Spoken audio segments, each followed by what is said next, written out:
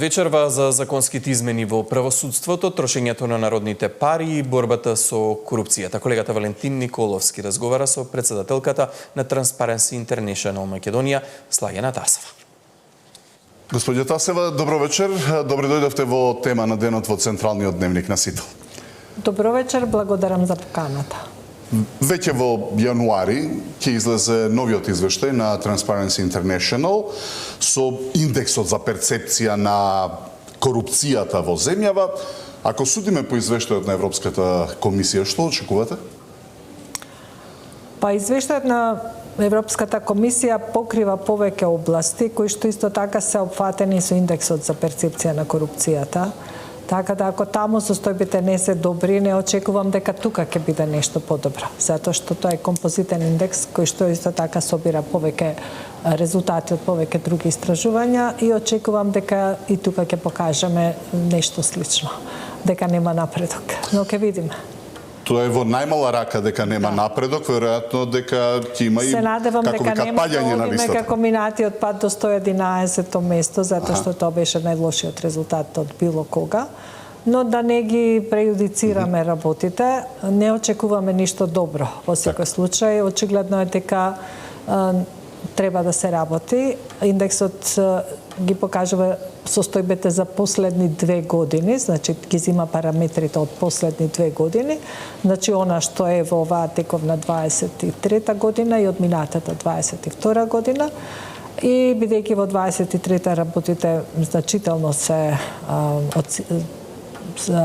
влошени или оценети како полошо од повеќе аспекти, од повеќе истражувања кои што ги следиме паралелно, очекуваме дека и тој резултат ќе биде сличен како и овој од Европската комисија. Оваа 23-та се случија многу работи во кои главните инструменти во борбата против корупцијата не соработуваат меѓу себе. Ако наведам неколку, обвинителството екскомуницира антикорупцијската комисија, потоа се скара Министерството за правда и обвинителството, изборот на обвинители во и суди во двата совета, судскиот и советот на обвинители се скандалозни, па дури во рамките на самите совети изборите на председатели и на други членови се скандалозни. Последниот скандал е изборот на суди за апелација, во кој покрај методологија, ранг листа не се избрани најдобрите на листата. Како го оценувате? Па тоа е дел од се она што ни се случува, целиот контекст, целото обкружување, се е така, сите работи се случуваат онака како што не треба. Значи таму каде што најмногу треба работите да бидат ставени во некаков ред, да функционираат институциите, посебно судовите, правосудниот систем, тие едноставно веќе не само во оваа година и во претходната година постојано нижат редица скандали, постојано се зборува за состојбите во судството наместо за резултатите на работењето на судиите. Институциите кај нас работат изолирано, ако воопшто работат. Значи, едноставно секој работи само во својот атар, не гледаме никаков обид за меѓусебна комуникација и соработка за да се воспостави тој систем на превенција и борба против корупцијата. Ние зборуваме за систем кој што треба да функционира. Тој систем подразбира меѓусебна и заемна комуникација, но меѓусебна и заемна контрола, меѓусебна на институциите и воопшто на се што се случува. Законодавната, извршната и судската власт се поделени, но тие меѓусебно и заемно треба да се контролираат.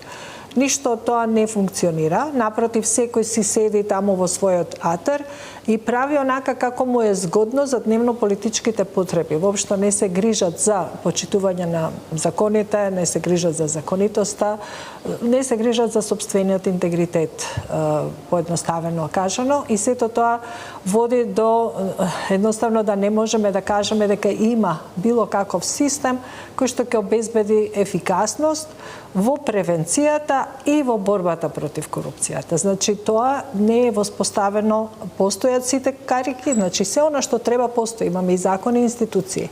Меѓутоа, законите не се спроведуваат од страна на институциите, а институциите функционираат согласно дневно-политичките потреби, а не согласно законите. Дали ќе има влијание тоа што практично ја прели чашата во борбата против корупцијата, измените во кривичниот законник, со кои речиси сите случаи на висока корупција застареа. Сега се најавува нов законник со враќање на членот за злоупотреба на службената положба во посебен член во законникот. Како тоа ќе влијае на борбата на корупцијата, воедно и на оценката за која што зборуваме, и во следниот период, но и на владењето на правото, генерално еднакво за сите? Многу лошо влијае веќе, значи очекуваме уште полошо да се покажува, да се одрази, затоа што едноставно немаме веќе случаи на висока корупција. Се она што и малку беше почнато да се работи од страна на специјалното јавно обвинителство, па пренесено во јавното обвинителство. Сега тие сите случаи едноставно стануваат безпредметни, односно стануваат застарени и по нив една по една постапките ќе бидат запирани и ќе се прогласува застарување. За случаите понатаму, односно во овие сегашните секогаш треба да важи поблагиот закон. Дури и сега денеска да го смениме повторно законот и да ги вратиме одредбите какви што беа, важи поблагиот закон. Значи не може. Плюс законите не можат да важат ретроактивно. Само во кривичното право, дури ако законот е отпосле донесен, ќе важи затоа што е поблаг за лицата за кои се водат постапките. Она за што постојано укажувам, а што гледам веќе се нотира и во извештаите на Европската комисија, е дека оваа измена сега што е направена во кривичниот законник ќе влијае и на новите истраги. Значи како ќе се водат истрагите понатаму, ќе влијае на можноста за примена на специјални истражни мерки, затоа што намалувањето на прагот на казнување оневозможува за одредени ситуации тие да бидат применети, а да не забораваме, зборуваме за организиран криминал, затоа што и во делот на организираниот криминал се менува одредбите, кој што подразбира и меѓународна соработка, во која што очигледно ќе биде дека нема да можеме да соработуваме. Значи, овие измени не засегаат само нас, но значително ќе оневозможат нашата борба против корупцијата од аспект на тоа да се враќаме наназад, да имаме продолжување на рокот на застарување, значи роковите се многу кратки, но и се намалува можноста за спроведување на истраги. Како ги оценувате, наменски бе? За конфискација да не ни зборуваме, затоа што тоа очигледно нема да можеме да го спроведеме. Ние уште во првиот момент кажавме дека ова представува тивка амнестија и дека се уште еден од и на претходни и на идни случаи. И претходни и на идни, затоа што и тие што се евентуално действија сторени во почетокот или во 2016 година веќе не можат и тие да се гонат. Овде станува збор за очигледно за политички договор, кој што не е направен во консултација со никого, сите се појавија отпосле со реакција, за зборувам за меѓународниот фактор и оние кои што ние изреагиравме, затоа што бевме затечени и изненадени од таквата измена на законот, која што очигледно не може да има друга причина, освен некаков заткулисен политички договор, кој што треба да овозможи амнестија и ослободување на определени категории на лица, се со цел за гласање на некакви идни измени на Устав. Власта вели дека е најтранспарентна во последните 30 години и воедно и дека владата е најотворена према јавноста, но имаме интересен случај, вие се викате Transparency International. Би сакал малку да ми прокоментирате околу транспарентноста пред се на власта, ако имаме вчера едно обвинување од опозицијата дека од кабинетот на министерот за правда има покана за учество во работната група за измени, односно и дополнување на законот за обвинителство, но при тоа се забележува дека нема да одат, бидејќи тие измени се веќе готови и треба да служат како декор. Колку е оваа транспарентност корисна кога зборуваме за еден ваков важен закон, поврзан повторно со борбата со корупцијата? Колку што мене ми е познато, измените на законот за јавно обвинителство веќе подолго време се во тек, значи таму постои работна група. Не знам дали се учествувало и овој министер е прилично нов и дали сега сформирал нова работна група, навистина не ми е познато. Но мала дигресија, ако барате двотретинско мнозинство, однапред не вклучувате опозицијата. Исто се случува, значи апсолутно законите треба да се објавуваат, да одат на ЕНЕР, да бидат да се даде можност за јавна расправа.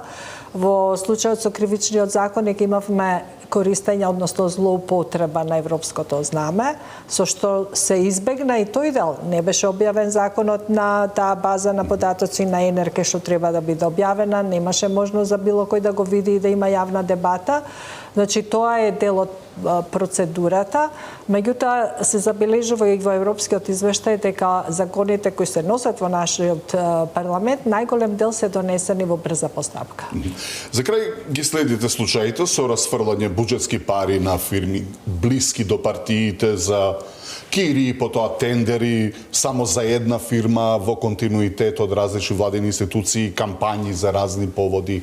Како тоа влијае на оценката од транспаренција? Значи, сето тоа спаѓа во делот на политичката корупција, политичките влијанија, извлекување на средства од буџетите за користење на цели кои што не треба да бидат користени. Значи, на сите тие работи се укажува за тоа што дека тука се повторно се премостуваат законите, повторно не делуваат институциите да утврдат на кој начин се стекнувани средствата со кои што се купуваат објекти, на кој начин се склучуваат договорите меѓу поврзани лица по основа на кои се плаќаат кири, исто така на блиски лица. Во ситуации кога компаниите се собствености на државата, сето тоа треба и државата да интересира, затоа што на некои од тие начини се извлекуваат пари и од државата и се излеваат понатаму за приватни цели или во приватни джепови. Меѓутоа, загрижува фактот дека институциите не функционираат. Ние ги имаме сите институции кои што ова треба да го забележат и треба веднаш да реагираат. Дури имаме и укажување од антикорупцијска комисија за, несразмерно богатење, кој што исто така не се процесира понатаму, постои такво кривично дело. Значи, повторно ќе се вратиме на тоа, ги имаме и институциите, меѓутоа тие се заробени. Во оваа ситуација на заробена држава ние не можеме да очекуваме дека институциите ќе профункционираат согласно законите. А што би рекла дека е за жал, затоа што недостасува професионалниот и личниот интегритет на луѓето внатре во тие институции, кои што сами треба да се изборат за тоа да можат независно да си остварат својата функција. Ви благодарам што бевте гостин во тема на денот во Централниот дневник на Сител. Благодарам за поканата уште еднаш.